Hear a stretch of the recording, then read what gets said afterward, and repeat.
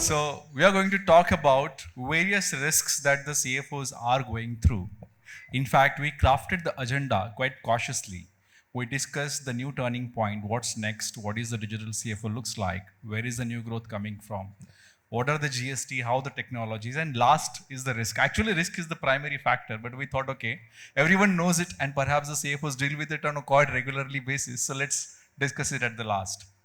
So, friends, I really have an interesting people here. If you want to have a healthy food, you know whom to go to. There is a healthy foods here. If you want some batteries, we still have people. You want furniture, some discounts. IKEA is here. If you want insurance, the broker is here. So you want technology, the people are here. So it's a quite interesting session. So let me begin by asking one question, to all of you. Risk is an integral part of a CFO's dashboard. You cannot go ahead with risk. There are various risks that you handle, whether it's ESG, whether it's cybersecurity. But today, the biggest risk that you are going through is uncertainty, right? Whether it's geopolitical tensions, tariffs, the political, and so much.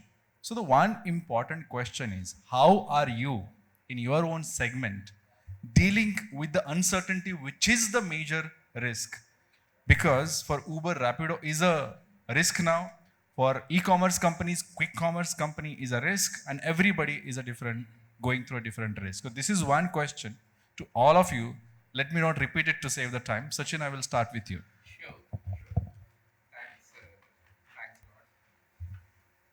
Talking about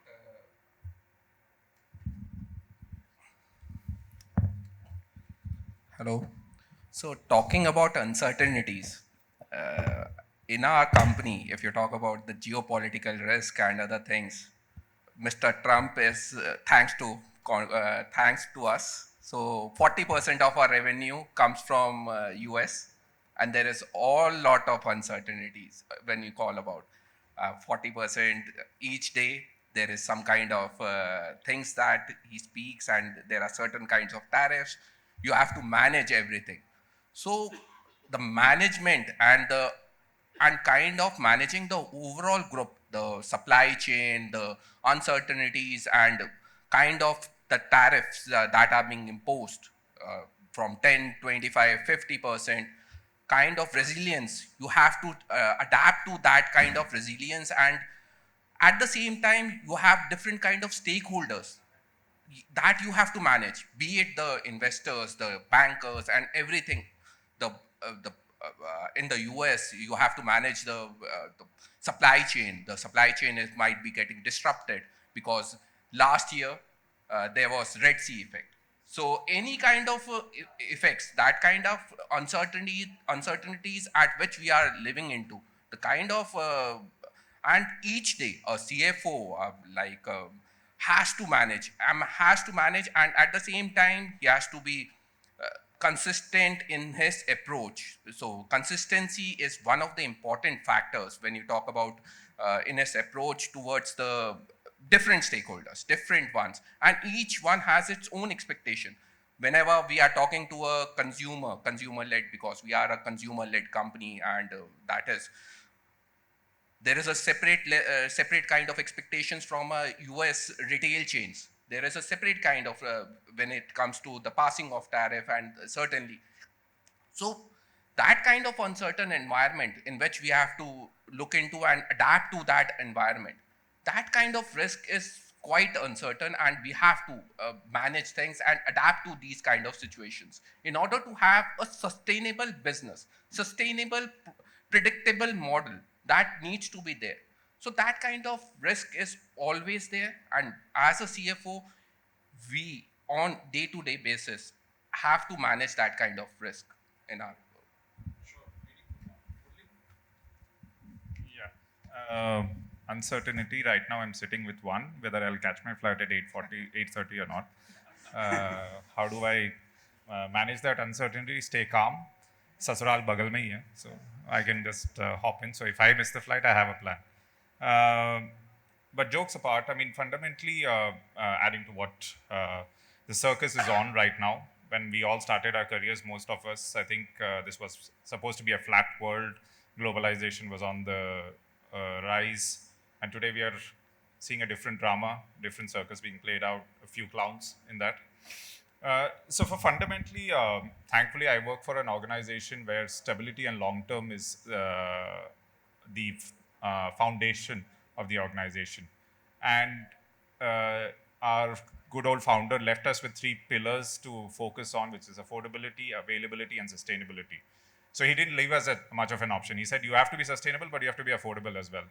So how fundamentally for me, how I've looked at risk is way back when I started on this role, I sat down with my group CFO and I said, okay, how do we do this, right? What do you want me? 3 things you want me. He said, Murali, risk is number 1 over your dead body. I said, okay, I'm alive, I'm not dead. He's not fired me, so somewhere something's happening, fine. 2 things that I focus on is being agile, because today this is no more an era where I can work with rigid plans. We have all been working historically with plans that have been made for over 3 months, 6 months, and the only thing we know is that 6 months later that plan is not relevant even.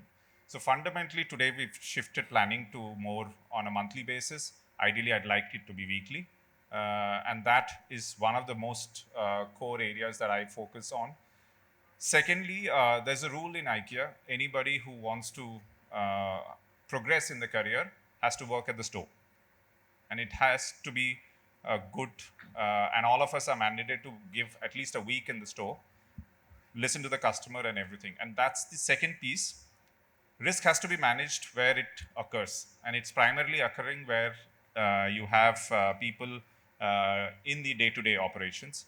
So the second fundamental for me is to be close to them, close to those people, engage with them, work with trust and transparency, and it's no more an era where we can sit in our offices and think that we can manage risk. So for me, it's those 2 primary pillars that I would focus on. Yeah, so that was a great thought, Murali, and luckily at least you have a plan B. The downside today is protected by in-laws. But I think all the finance fraternities very blessed with the power of ability to forward think and ability to hedge, right?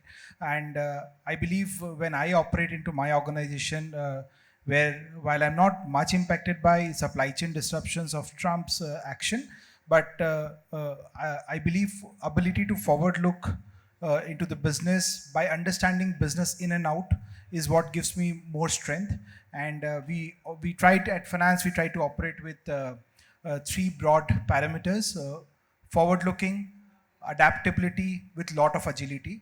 So long you can partner with business, understand the business nuances, you will be very easily able to foresee what's going to come your way and insulate your P&L from any kind of shocks you have.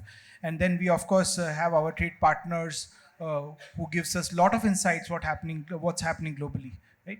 So that's a thought from my side. Thank you, Amol. I think, Murali, you have almost converted a problem into an opportunity. Your in-laws place close by. That's our job. I think the expectation of the stakeholders from us is that whenever there is a risk, they will turn to their CFO that give us a solution. So we are at the center of all the problems which world can face, but we have to be solution provider. I'll just give an example. This year when we were budgeting for the profitability, we got a feedback from our partners who predict the weather forecast. They said it is going to be the hottest summer in India from last 15 years. So we kind of planned for a lot of expenses because of, our bread and butter is provided by sun god because we are a solar company. And what we have experienced over last few months, everybody knows this is, I think, the rainiest we can call it. If now Gurgaon and Delhi is now, or maybe is now the next Bombay. Places like Rajasthan, where we always have had a problem of water. Now there is a flood situation. So now how do you convert that into an opportunity? Okay, so that is something we have to act proactively. So that's one problem. Nobody predicted Indo-Pak war will happen. So that's another problem where we have factories around the border. Then we have to mitigate those risks. So, so what we do as CFOs, our job is to diversify. That's most important. Always have a cushion. Don't overcome it. Always keep cushion with you so that whenever there is a risky situation, you can overcome by providing leverage from that cushion.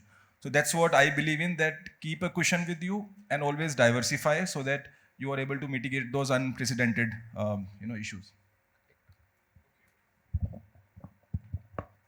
So, hello everybody. In terms of today's world, we are living in a VUCA world, and definitely risk is inevitable. In any action we take, it is inevitable, even in our personal life and in professional lives. And same goes for business. So, CFOs, as being the risk master, which are being ring master for the risks to be mitigated, as they are called, because we give through the conviction to business, to MDs, to directors, and to audit committees that yes, there's no risk. So we are the people who actually bear that burden on our shoulders. So as we have thought about in 2017 when GST was rolled out, now GST 2 has been rolled out, there has been COVID, there has been Trump, there has been many things which has been burdening up. Even INR getting depreciated 2% every year. So nothing is coming without risk. But what I can see and what I can perceive from my organization and in the past is that even everything can be mitigated by proper resilience. If you have process resilience in process in every of it, it can withstand. If you have discipline in the respective processes and the conviction from the directors and managing directors and even the promoters, lot of things get sailed through. Culture build teams, and these teams actually face these challenges and build it further. So in terms of, as I am into battery businesses, so there is always a every year forecast that yes, no phone will sell, but every time a new iPhone comes, Samsung Fold come, or any EV electric vehicle come, everything is selling.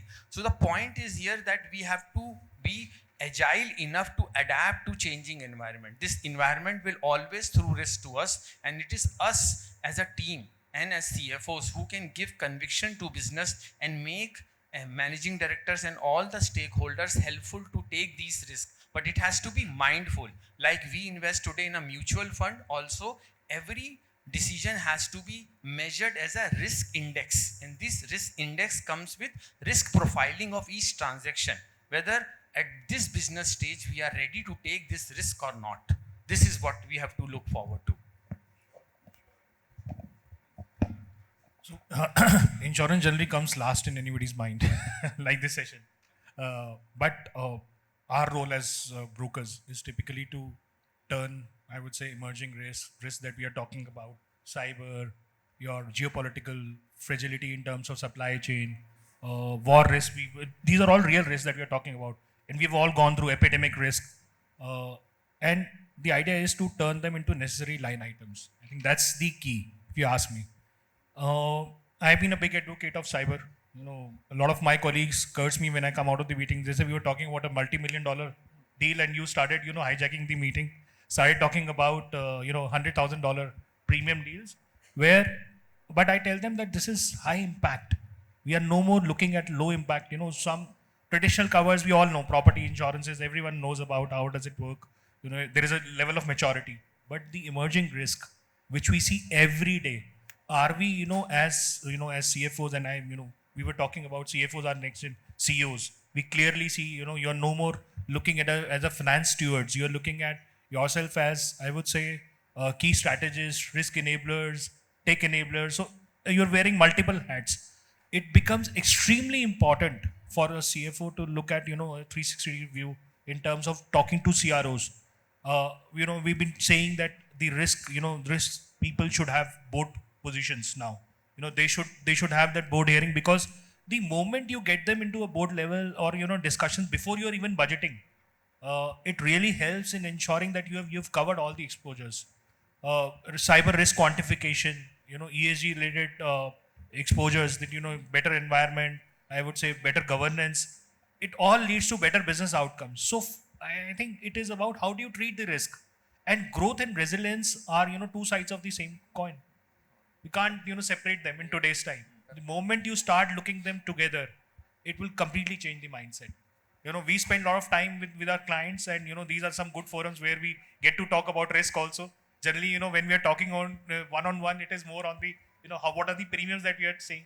we're talking about. But I think risk is something which needs to be treated, and that's where obviously brokers like us. Obviously, there are many others as well. But there is a complete dynamic risk registers that we prepare for the client. Seeing, and because of this dynamic environment, we are seeing every day there are changes that we are seeing. Climate changes. I was going through a data few weeks back. It says that economic losses in terms of climate change have been close to 80-90 billion dollars. And any guess on terms of insurable risk out of that? It's only 25-30%. There is still huge gap. So there is lot ground to be covered, and insurance covers are also evolving. We are seeing traditional moving, our Indian environment also moving away from traditional covers. But recently we have done one of its kind of a cover which is customized, a parametric cover. In fact, very soon it will be out on LinkedIn as well. But it's one of its kind parametric cover that we have recently placed. It took us 1 year to discuss with the client to get them to see that what are the exposures that we are talking about. So I think forward-looking data analytics, all that will play a very critical role in empowering you, because you would, as a as CFO, you would like to look at entire spectrum of risk that can hit you in future, because as I mentioned, now there is enough empirical data as well which is available. So that's It is a good one. In fact, everybody has a different perspective coming from their own sector. Somebody's talking about cushion, somebody's talking about how to finance the supply chain, somebody's talking about the various risks that's emerging. Interesting thoughts. So let me get into some specifics, Sachin, and I have prepared questions for each one of you. तो सबसे पहले तो Sachin, Trump भगवान की कृपा हो आप पर, 40% रिस्क है आपका वहां पे. But to begin with, ESG has become a major norm, okay? And India में अभी भी उसका थोड़ा layer छोटा है, but abroad, everybody is talking about it. In fact, if you could look at the global regulators, everybody has a chief sustainable officer, right? And they're looking at the data and the food that you send there. So the question to you, Sachin, is how is LT Foods following ESG, which is a major compliance now with the major countries where you export? Sure, Alok. So when I did the CA at that time हमें पढ़ाया जाता था there is 1P, profit. उसके बाद then the next P came, the people. अब now the next P, the planet. Now as an ESG person, we have to manage the 3 Ps as such: the people, the planet, and the profit.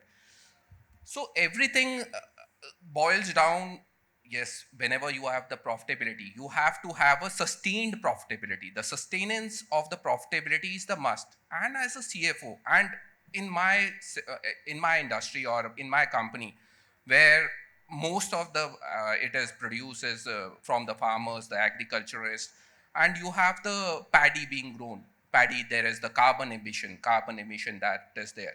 So we as a company was the first company in overall environment thing that has a sustainable rice platform. We have a sustainable rice platform, that has been certified. And adding to that, we have got our systems audited.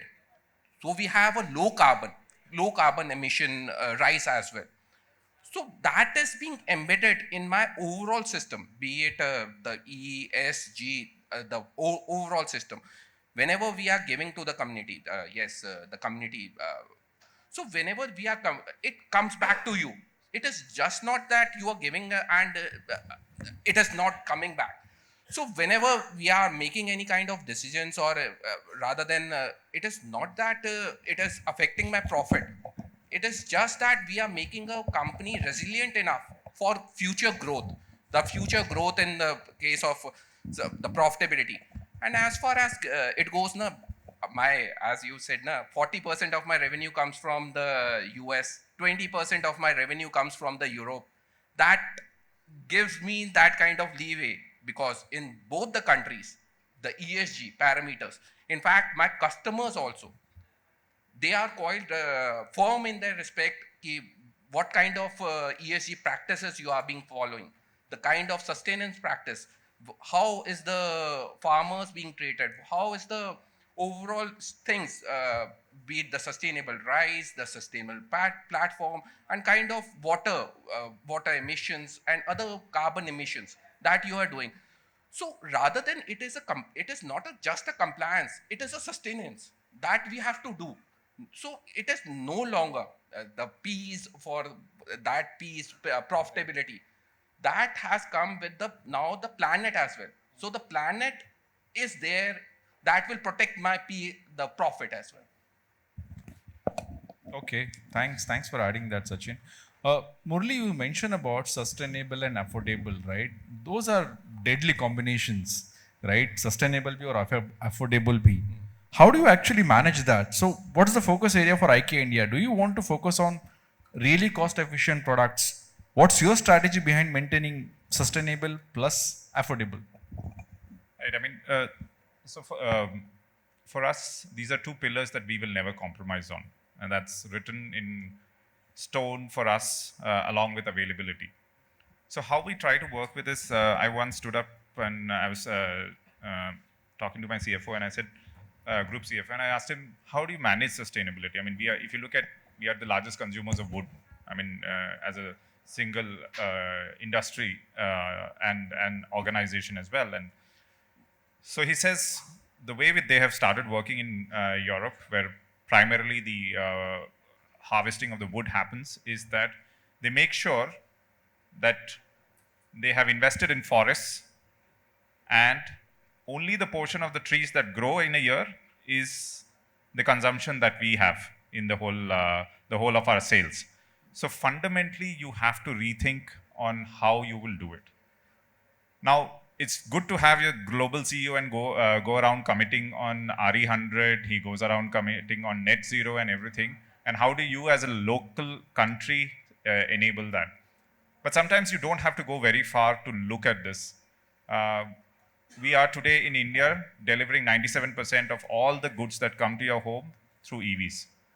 And we're fortunate that the environment in the country very quickly shifted to the EV side. And consequently, what happened was, for us, it was to quickly get onto that bandwagon. And the other beauty was work with startups, because most of our EV deliveries are happening to startups. So we partner with them, and which then helps us being affordably offering those services to all of you. So you have to find those little pockets that you do, work with them, find interesting solutions that you can, and then bring it out. Interesting one. In fact, I like the speed at which the company works. But Anjani, I think ESG again matters to you also the most because you work in the hygiene product space, right? So tell us more about to what extent can we follow ESG specifically in your company, in your segments, given the circumstances that we have to manage the supply chain without disturbing the market. How do you actually do that? See, I was introduced to ESG even before I started the career. I started my career with ITC, and it has been a company which everybody look forward for. It's more of a lighthouse for ESG through its triple bottom line philosophy, which was also recognized very dearly with Harvard. So all my operations, I by default looking or scouting for ESG component in that. And specifically when we are in a kind of product which is very intensive when it consumes water, very intensive when it consumes pulp or wood, ESG becomes very important for us. And it is equally very difficult because the kind of we deal in sanitary napkins today, and it has to be very, very affordable to drive penetration in tier 2, tier 3 kind of market. Our products are more important for tier 2 or tier 3 kind of market, and we don't try to compete with Whispers or Stay Frees of the world, who are a little more premium and can afford a little higher cost.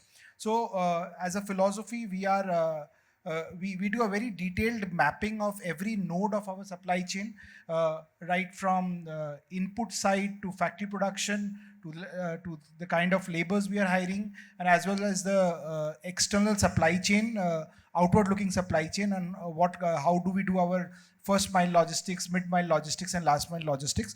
And we try to adopt a tiered approach rather than attacking all the notes at one go and trying to be ESG profitable. We are taking baby steps, and we are confident that as we progress, there will be enough rooms for us to dilute, or I would say not dilute, but to reinvest our margins to be ESG positive by 2030. I think that's a good roadmap. In fact, many companies have actually put in a roadmap for ESG. The country itself have a strong roadmap, of a couple of years. Dushyant, you mentioned that the weather change has been indirectly a major problem. Rajasthan में बाढ़ आ रही है. I hope सूरज भगवान आप पर कृपा करे. That's where the clean energy comes from.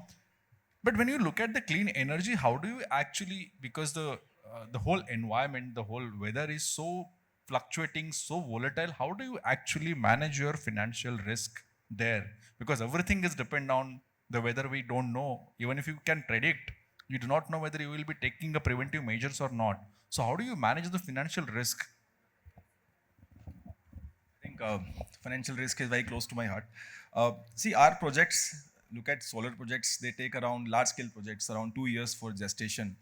And then the projects have a life cycle of at least 25, 30 years. So we have to manage risk over 30, 32 years of life cycle of the project. So there are 3 risks primarily in terms of financial risk. One is, of course, your capex cost. That how do you ensure your capex cost does not cross the committed budgets with the lenders. Second is my execution timeline, because you can't exceed the time allotted. And third is, of course, for the operational predictability for next 25 years. So for capex, I think we have a robust planning mechanism internally, and we hedge 2 years of foreign currency. We hedge 2 years of our procurements in advance, and then for that we need cushion, as I said earlier. In terms of time management, we have a live dashboard, real-time monitoring of large-scale projects. Just imagine a 5 gigawatt project in a year will require around 20,000 acres of land, spread in Gujarat, Rajasthan, Andhra, Karnataka, and those two in remote locations. So that project we have drones with the live monitoring of the project execution. Each square feet of area is live monitored, sitting in head office in AeroCity, and we have a dedicated remote operation monitoring analysis system. The entire room is with full of screens and digital intervention. So that ways we ensure that we don't end up crossing the timelines. So that is our strength. The faster you can execute the project, faster you will get the cash flows for the investors.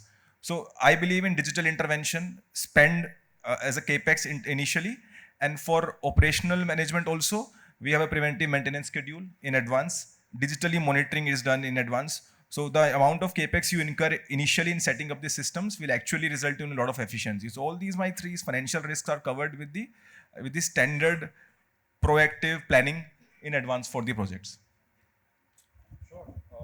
Noted your point. So Ankur ji, हम risk की बात कर रहे हैं. You are operating into a battery space. ओला की बहुत सारी खबरें सुनी होगी, बैटरी के ब्लास्ट हो गए, डर लगा था बहुत ज्यादा. सप्लाई चेन में सबसे बड़ा रिस्क बहुत सारे हैं, मतलब चोरी होने से लेके ब्लास्ट होने से लेके things. How do you take precautions to manage your supply chain risk so seamlessly? Yeah, so it is a grave risk. As you see, you must have heard also some shipment coming to India. They got burned during on the shipment only itself. They have these EV batteries.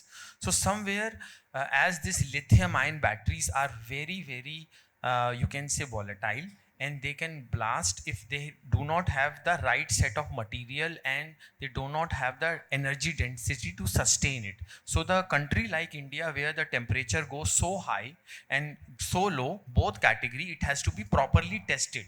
So here the governance come into the play, and the multinational companies like us who are Japanese backed, and we have a quality as the prime goal, because customer centric, which is our global player, bank upon us, their phones, their 2 e-wheelers, their laptops, because of the batteries which we put in. So we take these batteries through harsh test, right from the drop test to temperature control, other things, and also we ensure that whenever we procure the material from any of the global partners or from within India, we follow the right standard.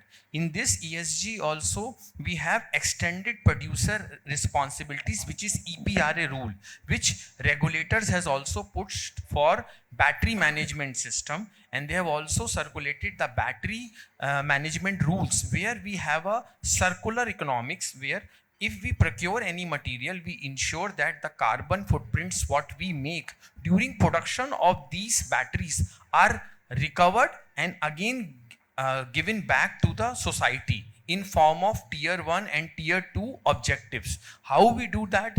We go for renewable energies rather than fossil fuel. We go for carbon credits, which we procure by investing into carbon funding. We get into ensuring that tier 2, whenever we onboard any vendors, they are also following these things. And even in terms of plastic waste management, we also ensure that these are given to a assigned CPCB proposed scrapper. It should not be given to anything, because this scrap is also hazardous. We recycle these batteries and get the carbon credits and ensure that we fulfill the objective what we have produced. So this is a kind of a circular economy which big players like us are trying to create, so that whatever depletion we do by creating these batteries are again plowed back as an investment in the environment, and we don't dilute it, because Mother Earth is also ownership for us to be saved, because we have to run this economy. Yeah, that was relevant one, Ankur. So before I shoot my next question to Puneet, let me tell you that I will be coming to you. Be ready with your question if you have any. Be very specific. Puneet, we spoke about different risks, right? ESG has been a major risk for a lot of CFOs. They're calculating that. You partly mentioned about the cybersecurity. That has become the biggest risk now for everybody, right? So how should new age CFOs balance emerging cyber and other risk with strategic growth objectives in the insurance and risk advisory sector? So as I mentioned, it should be starting with preparing complete risk boardroom, and that remains to be paramount. Start ensuring that when we are discussing on the overall exposures, and each organization sitting here has multiplied exponentially, their turnovers, and we are seeing across. We were handling one of the organizations in a span of, I would say, 3 to 4 years. Their turnover from 10,000 crores is now 80,000 crores. So the way everyone is expanding, there is huge potential in the country in terms of growth. It is extremely important that we are able to map the exposures very clearly, and that's where I would say I was mentioning that giving a board seat to the risk people, ensuring that the complete department is aligned, and that's where quantifying the exposures. For example, we were talking about risk quantification, non-exposures. What are the loss estimates? If tomorrow doing a what if stress testing, scenario modeling, all that becomes very important when we are doing all this kind of exercise. For example, at Gallagher, we don't position, I would say, cyber and ESG as siloed obligations. We talk them in totality. We say these are all drivers of financial resilience, capacity enhancement, capital efficiencies, investor confidence, and we also ensure that when we are looking at these exposures, for example, we run a Gallagher runs a company called Another Day, which clearly quantifies the losses tomorrow, and they do all that scenario modeling, saying that tomorrow if there is a cyber exposure to your organization, what sort of exposures do you run on ransomware, on business interruption, similarly on ESG, geopolitical instability, other exposures that we clearly see, what is the exposures that you run. That's where you will be able to quantify, and clearly this can sit in your your budgeting, that if I have to transfer this risk, what is the cost that I would bear, and what are the premiums that I will have to bear, and that's where this becomes very relevant when we are doing a comprehensive exercise, building dynamics risk registers in the initial phases only, and we strongly advocate doing this exercise every 2 years, saying that because the exposures are changing, every 2 years we are seeing the new risks are emerging. So that's where partnering people, insurers, partners who have that data driven approach, who are forward looking, are able to clearly give you a roadmap that you should transfer the risk on a strategic basis, because that frees up a lot of capital also for you. And that's where you'll be able to fund your growth agendas, your growth programs, because we have seen that insurance is the simplest solution. I can come and say, sir, this is where you need to buy this, but have we done self-insurance modeling? Have we done catastrophic modeling? Have we done whether it makes sense to transfer this risk, retain the risk? What is my enterprise appetite? All that becomes very relevant. While we know that everyone is hard pressed on time, there are priority items, and then obviously there are other bucket items. But keeping risk on top priority, and then this is where you all CFOs are playing a major role. I must compliment as well. We are seeing these discussions already started happening across. But I think it needs to be broadened further, because this needs to somewhere translate into real action as well. Because the risks are real. They are nowhere, virtual risk. We have all seen, we've all gone through that journey. So that's where I think that balancing is required. Oh, certainly, I think, and we should also look at this risk proportion, right, according to the premium and perhaps the size of the claim it may come. So, noted your points, I think, Puneet, there's a time is absolutely up, but because I said I will take a question, I can take a risk of one question if anybody has. Any one question? Great. Okay, the hand is there. Can we have one question there at the last row?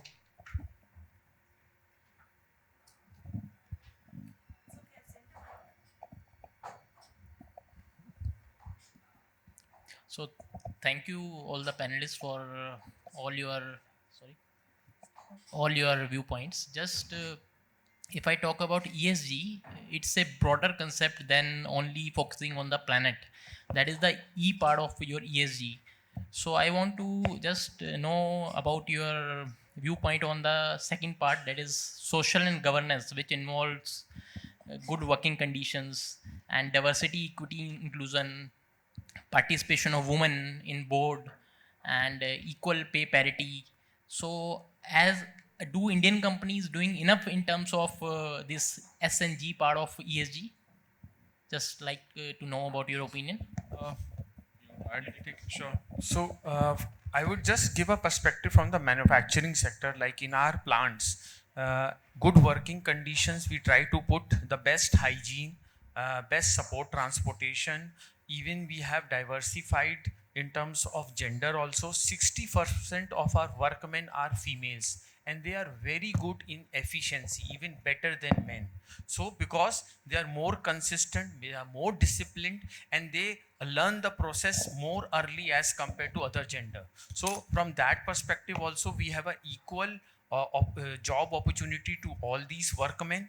Even we provide them the facility from the good governance, as you rightly said. Even we have the best hygiene for them, and even we allow the handicap also to participate in such disabled people also, who can work on such station where it is only touch and something else can be governed by them. So we provide that facility also. So these are all part of ESG reporting and good governance. Yeah, just quickly, I think very valid point.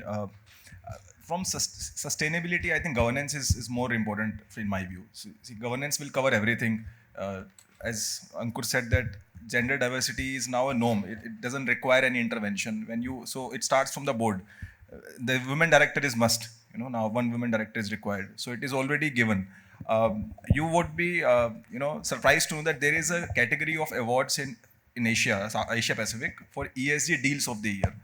So there are banking deals in terms of M&As and the investments, cross-border investments. So there is a category of ESG deal wherein in India we were the first company to get that award last year. So it was the ESG deal of the year. So there is a separate category also. So and investors in long term, it will of course benefit investor and the company also. With gender diversity especially, you get diverse views and you start planning better. So it helps in the overall operations of the company. Sure. Thank you. So Thank you. Yeah. Let's. I think the time is up. Maybe we can take it off the record. I think. But thank you so much for being part of this session and sharing those relevant points. I think very realistic one.